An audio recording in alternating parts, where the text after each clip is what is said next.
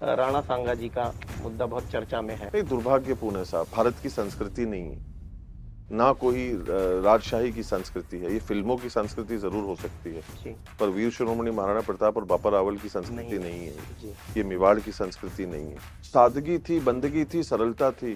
जी, जब फेसबुक और व्हाट्सएप न थे तब जिंदगी थी। तब ज़िंदगी थी। तो उस जिंदगी के प्रति हम लोगों को वापस जाने की जरूरत है। लैपटॉप और मोबाइल को चेहरे पे रख के सोया नहीं जा सकता, जी। किताबों को चेहरे पे रख के सोया जा सकता है। हेलो दोस्तों, नवभारत टाइम्स में आप सभी का स्वागत है।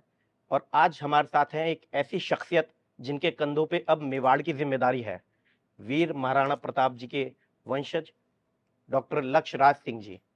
सर, आपका स्वागत है नवभारत टाइम्स में। बहुत आभार आपका। मैं आपके पास सवाल लेके आऊँ उससे पहले मैं बताता हूँ कि रात के लगभग 12 बज रहे हैं और सर ने अभी तक खाना नहीं खाया है। इन्होंने पहले प्रायोरिटी दी हम लोगों से बातचीत करने को। तो इस तरह की शख्सियत हैं सर। बहुत आभार आपका। कम से कम किसी ने तो जो है सच को एक बहुत ही अपने तरीके से और प्यार से जो है वो लोगों के सामने रखा। क्योंकि अक्सर क्या होता है कि झूठ जो है वो ब्रह्मांड के हजार चक्कर लगा चुका होता है और सच फिर भी जूते ही पहन रहा होता है। पर जी, आज आपने उस प्रथा को तोड़ा और उस बात को कहा, मेरा मनोबल बढ़ाया, उसके लिए शुक आभार। शुक्रिया सर। तो सर, बप्पा रावल जी, उसके बाद वीर महाराणा प्रताप जी, एक बहुत लंबी लेगेसी है आपकी, गौरवमयी इतिहास है और अब आपके कंधों पे ज़िम्मेदारी आई है। तो कित ज़िम्मेदारी कितनी महसूस करते हैं? कितनी चुनौतियाँ हैं अब आपके सामने? देखिए, चुनौतियां किसके जीवन में नहीं होती हैं। जो इंसान, जो भी जीव इस पृथ्वी पे आया है, उसको चुनौती जो है उसको विरासत में मिली मिली है। है। तो वो हर व्यक्ति के साथ में होता है, होना भी जी, चाहिए। और चुनौती जो है वो जिस कद की है वो उसी कद की रहेगी। जी, ईश्वर ने जो है और गुरु की कृपा से और आशीर्वाद से मनुष्य को ऐसा बनाया है कि वो चुनौती से बड़ा हो सकता है, उस जी, चुनौती को पार कर सकता है, उस चुनौती से ऊपर उठ सकता है, उससे जी, बेहतर काम कर सकता है, हवाओं के रुख पलट सकता है। जी, तो कोशिश यही रहती है कि जो जीवन है, जो मिला है, सबके लिए अपने-अपने तरीकों से संघर्षपूर्ण भी होता है और कुछ स्वाद वाला भी होता है। तो दोनों तरीके की चीज़ें आती हैं और कोशिश यही रहती है कि मिल-जुल कर परिवार वालों के साथ, अपनों के साथ, दोस्तों के साथ, करीबियों के साथ, अन्य के साथ उसको मिलकर जो है उसके ऊपर लक्ष्य को जो है वो हासिल किया जाए। हासिल किया जाए। तो जब हम इस राज परिवार की बात करते हैं, तो इसका सेवा का एक लंबा इतिहास रहा है। जी। आप इस सेवा के काम को किस तरह आगे बढ़ाएँगे? क्या मुद्दे आपकी प्राथमिकता में रहेंगे? देखिए, बड़ा अटपटा भी लगता है मुझे इस बात को कहते हुए, क्योंकि मैंने कभी जीवन में सोचा नहीं था कि मैं इस विषय के ऊपर कभी जीवन में बात करूँगा जी, या कभी जीवन में इस क्षेत्र के अंदर कभी काम करूँगा या जी, उसके अंदर मैं स्वयं कभी कुछ आगे करना चाहूँगा। जी, और वो क्षेत्र है शिक्षा का। जी, मैंने ये सोचा था कि जैसे ही मेरा कॉलेज खत्म हुआ, मैंने कसम खाई थी कि अब आज का दिन है, मैं किताब को छूऊँगा भी नहीं। जी, और वो व्यक्ति जाकर अपनी मास्टर्स पूरी कर लेता है। आज से कुछ ढाई 3 साल पहले। उसके बाद वो व्यक्ति जाकर एक पीएचडी के अंदर एनरोल कर लेता है, जी, स्ट्रेस मैनेजमेंट में। जी, और जिस व्यक्ति ने सोचा था कि मैं किताब को कभी दूर-दूर तक ना देखना चाहता हूँ, ना पढ़ना चाहता हूँ, एग्ज़ाम तो बहुत दूर की बात है कि जी, कभी भी किसी कक्षा का एक हिस्सा बनना चाहता हूँ, जहाँ बगल में कोई बैठा हो और उसे मैं कहूँ कि हम दोनों विद्यार्थी हैं। जी, तो आज जो है मैं इस क्षेत्र के अंदर काम कर रहा हूँ। मेरी पीएचडी स्ट्रेस मैनेजमेंट में परस्यू कर रहा हूँ और मुझे शिक्षा के अंदर एक नई उमंग, एक नई सोच, एक नई दिशा और नई दशा देखने को जो है वो मिल रही है। तो मैं कोशिश यही करता हूँ या कोशिश ये करना चाहता हूँ कि जो हमारी भावी पीढ़ी है, क्योंकि भारत देश सबसे कम उम्र का देश उभर कर निकल रहा है जी, और हमारे इस कम उम्र के देश को अगर ज़रूरत है किसी चीज़ की, तो दिशा और दशा दोनों की जो है वो ज़रूरत है।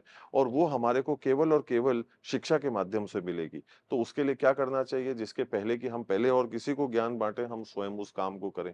तो मैं खुद भी उस राह पे निकल गया कि जहाँ मैं अपने आप को शिक्षित करूँ और मैं चाहता हूँ कि लोग अपने आप को शिक्षित करें।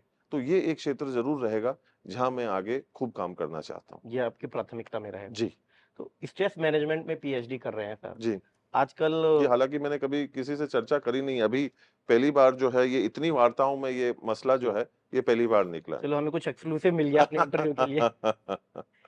तो स्ट्रेस मैनेजमेंट पे आप पीएचडी कर रहे हैं सर जी। और जो मेंटल हेल्थ है ये एक बहुत बड़ा मुद्दा है बिल्कुल, और बेशक। इसमें जो डिजिटल वर्ल्ड है इसका बहुत बड़ा हाथ और है। मेरा स्पेशलाइज़ेशन भी जो है 9 से 15 साल की उम्र के बच्चों के बीच में है। ओह! मैं काम भी उसी क्षेत्र के अंदर करना चाहता हूँ कि जी, आज की तारीख में वो लोग क्या कर रहे हैं, क्या सोच रहे हैं। जी, आज की तारीख में एक पिता होना भी एक बहुत बड़ी ज़िम्मेदारी है। जी, वो केवल हनीमून तक सीमित नहीं रहता है। जी, तो उसके अंदर हम लोगों को इस चीज़ को समझना है कि आज आप एक जीव को जन्म दे रहे हैं, जी। आपका दायित्व बनता है, उसको टैबलेट देकर खाने वाली नहीं, पर वो हाँ, हाथ में देने समझ रहे वाली हैं। हाँ, और उससे आप अपनी ज़िम्मेदारी को आप किनारे नहीं कर सकते। जी, उनके साथ वक़्त बिताना पड़ता है।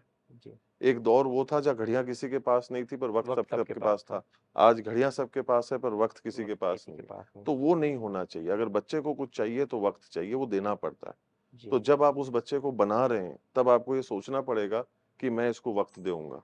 जी, वो संस्कार, वो सोच तभी आएगी जब आप साथ में बैठेंगे, एक मेज़ पर बैठेंगे, साथ में खाना खाएँगे, तब जी, वो कोई चीज़ को जो है वो सीखेगा। तो ये जो है हम लोगों की एक ज़िम्मेदारी है। जी। जैसे जब हम राजस्थानी रजवाड़ों के परिवार देखते हैं, तो हम देखते हैं कि राजनीति में भी उनका अच्छा खासा जी। योगदान हुँ, है। आपको लेके भी चर्चाएँ उठती रहती है समय-समय पर। जी। आपका राजनीति को लेके क्या विचार है? आगे कभी हमें मिलेगा देखने को? नहीं देखिए क्यों नहीं ये एक ज़रिया है, एक तरीका है लोगों की सेवा करने का, जी, जिसका अभी तक मैंने इख्तियार नहीं किया है। जी, 1500 साल से परिवार सेवा करते हुए आया है, आज मैं भी वही काम कर रहा हूँ और इस 21वीं सदी के अंदर ये एक सोच जो है ज़रूर मिली है लोगों को एक तरीके से सेवा करने की जी, और जो हर इस देश के हर खूबसूरत नागरिक को मिलती है। जी। देश की बात हम कर रहे हैं सर, आजकल राणा सांगा जी का मुद्दा बहुत चर्चा में है। जी। इस विवाद पर आपका क्या रुख है? नहीं, दुर्भाग्यपूर्ण है साहब। बड़ी कष्ट होती है, बड़ी पीड़ा होती है। मैंने बड़े कड़े शब्दों के अंदर भी इस सोच की मैंने निंदा करी थी जी, और उस संसद के अंदर जिसको हम लोग सब बड़े गरिमा से देखते हैं, बड़ी एक आस्था से देखते हैं, जी, बड़ी एक आस से देखते हैं कि वहाँ से कुछ अच्छा निकल कर आएगा। पर वहाँ जी, पर जब इस प्रकार की सोच निकल कर आती है, तो हम भी हमारी आस्था वापस संविधान में और कानून में रखते हैं कि वो लोग ही कोई ना कोई इस प्रकार से कोई ठोस कदम उठाएँगे जहाँ पर उस व्यक्ति विशेष को जो है एक तो सबक मिले और अन्य किसी और व्यक्ति को जो है जी। ऐसी हिम्मत वापस अभी ऐसी जुर्रत करने की जो है वो कभी भी हिम्मत ना करे। हिम्मत ना करें। अच्छा अभी हम स्ट्रेस की बात कर रहे थे, तो क्या सोशल मीडिया राज परिवार को भी प्रभावित करता है? ज़रूर, बिल्कुल करता है। मैं खुद स्वयं जो है बट इसका मतलब ये नहीं है कि मैं सोशल मीडिया के अधीन हूँ। जी, मैं सोशल मीडिया को लोगों के साथ में एक संपर्क साधने के माध्यम तक मैं इसको इस्तेमाल करता हूँ, ना कि मेरा जीवन उसके ऊपर जो है वो आकर केंद्रित हो जाता है, ऐसा नहीं। जी, ज़रूर सोने से पहले या शाम के वक़्त जो है वो जी, 15 मिनट व्यक्ति निकालता है, अपने फ़ोन पर बैठता है और ये देखता है कि किसने मुझे आज गालियाँ बकी, जी, किसने मुझे जो है प्यार भरे संदेश बिल्कुल। भेजे, किसने मुझे जो है कोई अच्छी जो है वो नसीहत जो है वो दी है। जी, कौन जो है वो मुझसे कोई 2 बातें करना चाहता है, कौन है जो कोई 2 ठहाके लगाना चाहता है। तो बड़ा आनंद का जो है वो विषय है क्योंकि ये दो तरफ़ा की वार्ता है, तो बड़ा आनंद आता है। जी, तो ज़रूर प्रभावित करता है, इसका सदुपयोग करते हैं, लोगों से जुड़ने का काम करते हैं। जी और 1-2 सवाल और बस कि फ़िल्म की जब हम बात करते हैं तो बहुत गलत कई बार इतिहास को दिखाया जाता है, ख़ासकर राजपूतों के इतिहास को तो बहुत गलत दिखाया जाता है।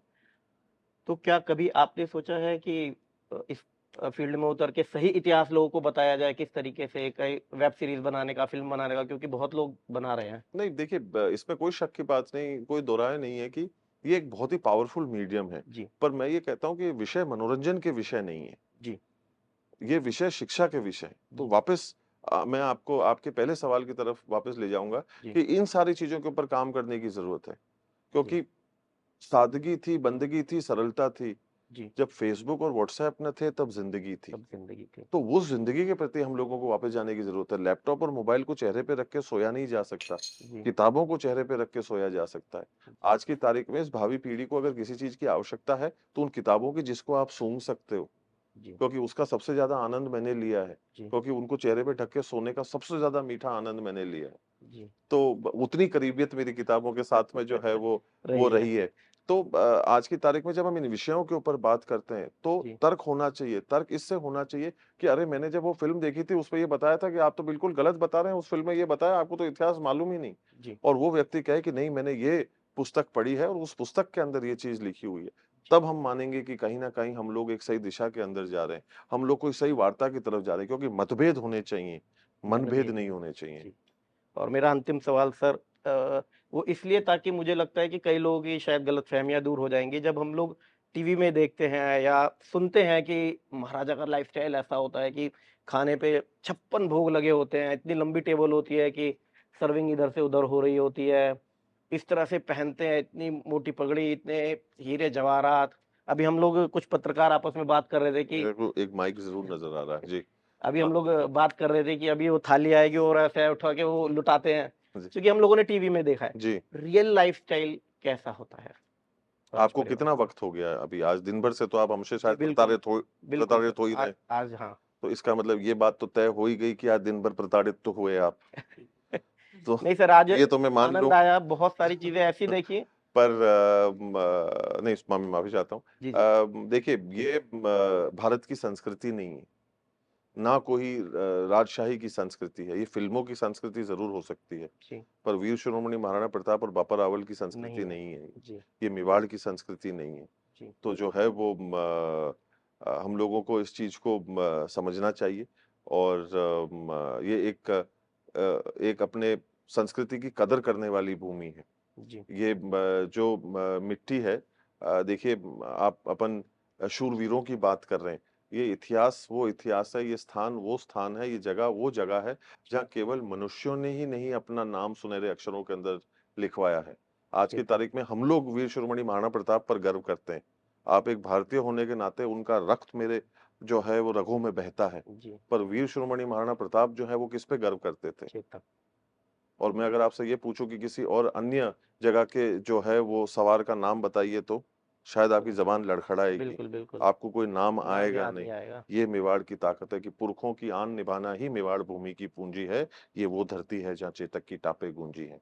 तो केवल मेवाड़ के अंदर जो है आपको ये चीज़ मिलेगी कि यहाँ के पशुओं तक ने भी जो है वो अपने नाम को सुनहरे अक्षरों के अंदर जो है वो दर्ज करवाया है। तो यहाँ पर लुटाने की जो है वो परंपरा नहीं है। परंपरा नहीं है। यहाँ पर लोगों को एकत्रित करने की परंपरा है, लोगों को साथ में रखने की परंपरा है, लोगों को साथ में आगे बढ़ाने की परंपरा है, एक लक्ष्य के ऊपर चलने की परंपरा है जिसको सब लोग मिल-जुल कर उसके ऊपर राज करने का प्रयास करते हैं।